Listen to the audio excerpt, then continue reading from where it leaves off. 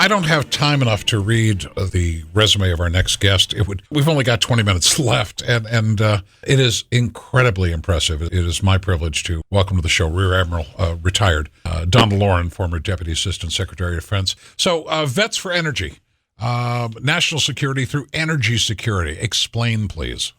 Sure. Well, Vets for Energy is a grassroots organization. We are in 27 states, or actually in all 50 states. We have a firm organization in 27 states.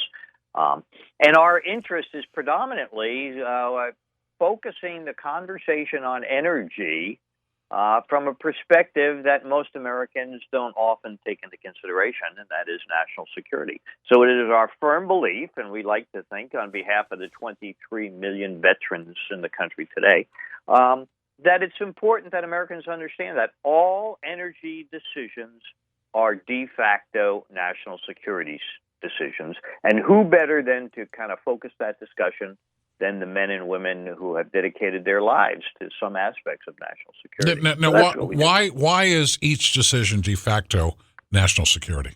Well, when you think, you have to look at the definition of what national security is. If you are familiar with something called the National Security Strategy of the United States, considerably different than the military strategy of the Department of Defense or of the Joint Staff. National security is not merely military. It's defense, diplomacy, development, economy, lots of socioeconomic things. If you read the existing, now the last security published strategy was published by President Obama, 2015. So a new one will be on the street as soon as there's a government and all the up and running organizations that support the administration in place. But you'll notice that it is a multifaceted strategic approach to making America secure. And whether it be the development of a sound economy, employment, these are all elements of national security. So when you look at energy, it's a part of that. And let's just for a second remember that, one, we are an energy nation. Of all your listeners out there,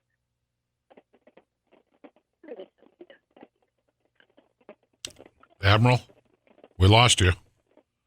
Let me see if we got him back. We're back. Hey, Admiral, how are you? Sorry about that. It was an eloquent discussion on national security. Well, and you were starting to get into it, and as you were explaining, my question was: we have progressed from a nation of importing energy to an exporting country. Does that change how we look at these de facto decisions? You bet it does.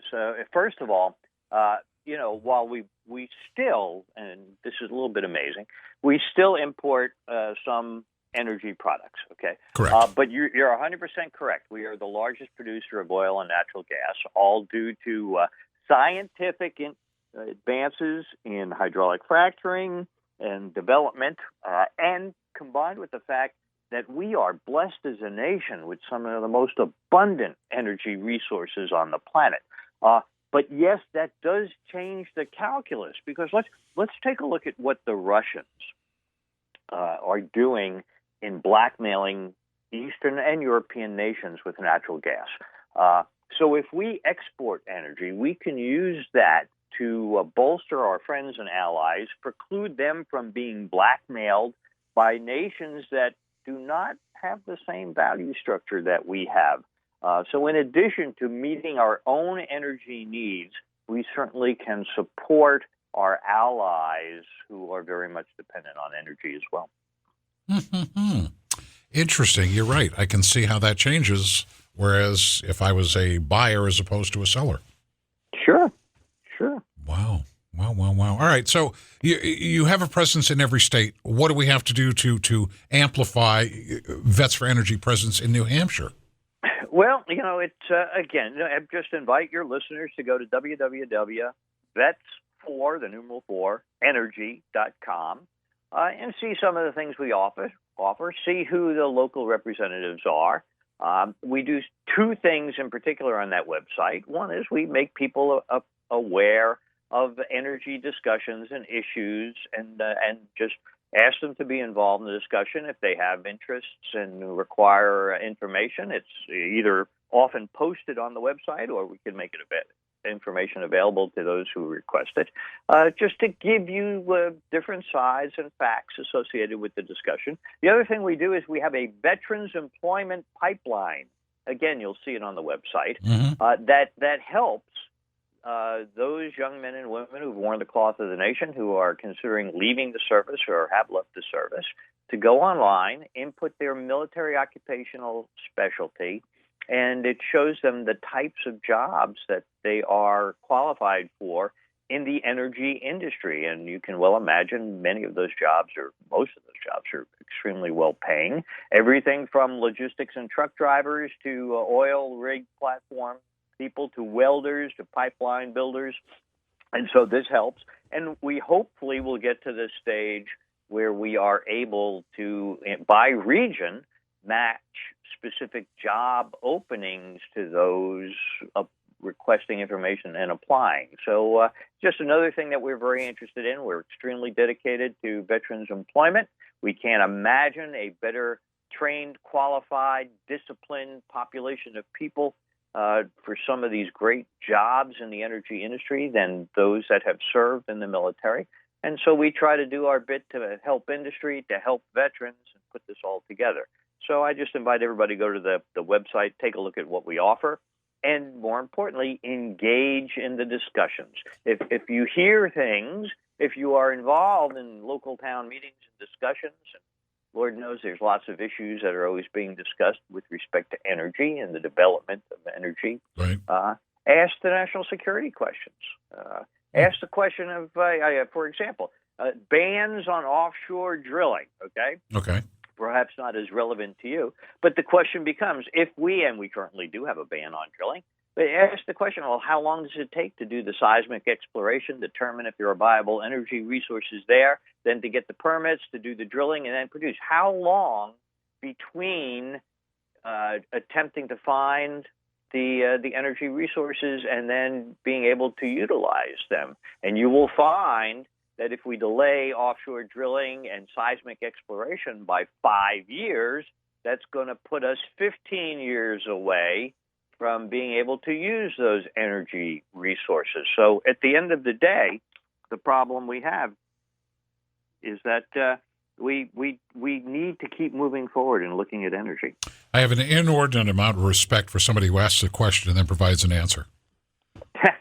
There you go. You make my life so much easier. I'm assuming on the website, if you go to the resources, there will be some mention of a program I'm familiar with the Guard and the Reserve, the Helmets to Hard Hats program. You bet there is. Good. And, you bet there is. And again, an important element of this, thank you for pointing me in that direction. That's all right. Important element of this employment discussion is that we have paired with the industry, we've paired with the Department of Defense, we've paired with the labor unions, and we've paired with the consortium of community colleges, so that when you go online, you see what basic things you are qualified for. It also will show you some of the things where there are gaps, and between community colleges willing to use the GI Bill and provide this type of specific vocational training, and the unions who certainly want people to enter the journeyman and the apprentice stages of being in the union, we bring this all together. And so it's a win-win for everybody. So you're right. The Guard and the Helmets to Hard Hats, great programs, and we just want to make this tremendous resource of America's veterans available to industry to be able to fill these jobs and go back to the national security discussion. Sure. Promote a sound economy where people are employed, where highly qualified people have skilled technical jobs. It makes America strong, and it promotes our national security. The website is VETS, the numeral 4 Energy.